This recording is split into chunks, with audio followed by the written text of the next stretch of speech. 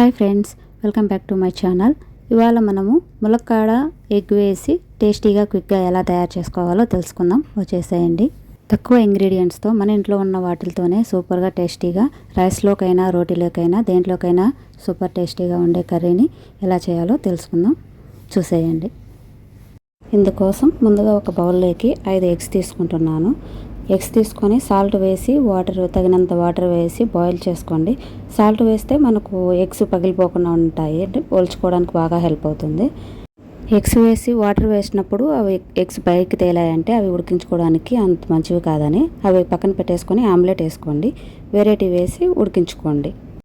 ఎగ్స్ని ఒక 10 నుంచి 15 నిమిషాల వరకు బాయిల్ చేసుకుంటే సరిపోతుంది. ఇప్పుడు మనం ముందుగా కట్ చేసి పెట్టుకోవాలి. ఆనియన్స్ని ముక్కలుగా కట్ చేసుకోవాలి. 2 మీడియం సైజ్ ఆనియన్స్ని, 2 పచ్చిమిర్చిని 2 చిలుకలుగా కట్ చేసి ముక్కలుగా కట్ చేసుకొని ఒక పొయ్యి మీద కడాయి పెట్టుకొని 3 నుంచి 5 టేబుల్ స్పూన్ల వరకు ఆయిల్ వేసుకొని ఆవాలు వేసుకోండి. పోపు దినుసులు బాగా వేగిన తర్వాత చూసారు కదా, చిటపటామంటున్నాయి అంటే మనకు ఆవాలు ఎగిపోయినట్టే. ఇప్పుడు ముందుగా కట్ చేసి పెట్టుకున్న ఆనియన్స్ని అందులో వేసేయండి. ఆనియన్స్ బాగా ఫ్రై అవ్వడం కోసం 1 టీ స్పూన్ వరకు సాల్ట్ వేసి వేయించుకోండి. మనకు సాల్ట్ వేసామంటే ఆనియన్స్ తొందరగా మగ్గిపోతాయి. ఇప్పుడు కొద్దిగా కరివేపాకు వేసుకొని బాగా ఫ్రై చేయండి. ఆనియన్స్ని లో టు మీడియంలోకి మంటని అడ్జస్ట్ చేసుకుంటూ బాగా ఫ్రై చేసుకోండి.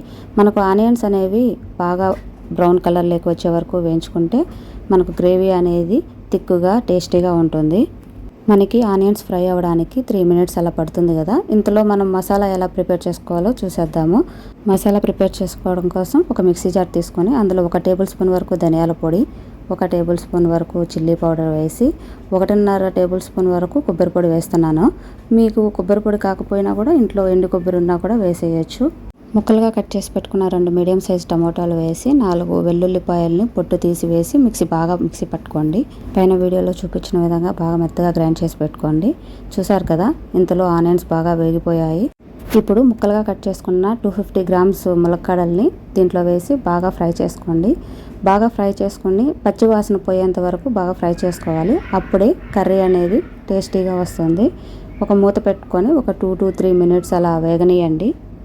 పచ్చివాసన బాగా పోతుంది. 4 మినిట్స్ అలా ఉడికించుకున్న తర్వాత పచ్చివాసన పోయింది అనిపిస్తుంది కదా. ఇప్పుడు మిక్సీ పట్టుకున్న ప్యూరీని దాంట్లో వేసి బాగా ఫ్రై చేయండి. ఇందులోనే ఒక 1/2 టీ స్పూన్ వరకు పసుపు కూడా వేసుకోండి. పసుపు వేసేసిన తర్వాత కొద్దిగా లైట్గా వాటర్ వేసి, ఎక్కువ వేయొద్దండి ఎందుకంటే అడుగంటకన్నా ఉండడం కోసం లైట్గా వేసాను. మసాలాని మనం ఇలా ఫ్రై చేసుకోవడం వల్ల పచ్చివాసన పోతుంది. అది కాకుండా ములక్కాడలకి టేస్ట్ బాగా పడుతుంది. వాటర్ ఎక్కువ లేకుండా అలా మనం కుక్ చేసుకున్నామంటే. చూసారు కదా, ఆయిల్ సపరేట్ అయ్యింది అంటే మనకు మసాలాలో ఉన్న పచ్చివాసన అంతా పోయి బాగా ఉడికిందన్నమాట. ఇప్పుడు మనము నానబెట్టి పక్కన పెట్టుకున్న చింతపండు రసాన్ని 1.5 గ్లాస్ వరకు వాటర్ వేసుకోవాలి. వాటర్ వేసుకున్న తర్వాత సాల్ట్ని మనకు తగిన విధంగా టేస్ట్కి తగినట్టు అడ్జస్ట్ చేసుకోవాలి. ఇప్పుడే ఒకవేళ తక్కువ ఉంటే వేసుకోండి.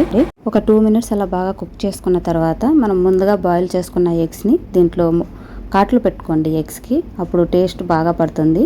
ఇందులో వేసేసుకొని ఒక 2 to 3 మినిట్స్ వరకు కుక్ చేసుకోండి. అంతే, అయిపోతుంది కర్రీ. గ్రేవీ కన్సిస్టెన్సీ అనేది మరీ అంత వాటర్గా లేకుండా మరీ అంత గట్టిగా లేకుండా కుక్ చేసుకోండి. మీకు ఎక్కువ గ్రేవీ కావాలనుకుంటే కొద్దిగా వాటర్ పెట్టుకోండి.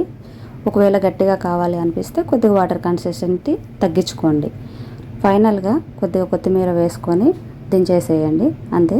మీరు కూడా ఎప్పుడు రొటీన్గా కాకుండా దీంట్లో ఎగ్స్ వేసి ఇలా ట్రై చేసి చూడండి. పిల్లలు కూడా బాగా ఇష్టంగా తింటారు, టేస్టీగా ఉంటుంది. నేను మా ఆయనకి పెడుతున్నాను, బాగుంది, టేస్ట్ బాగుంది అని చెప్తున్నారు.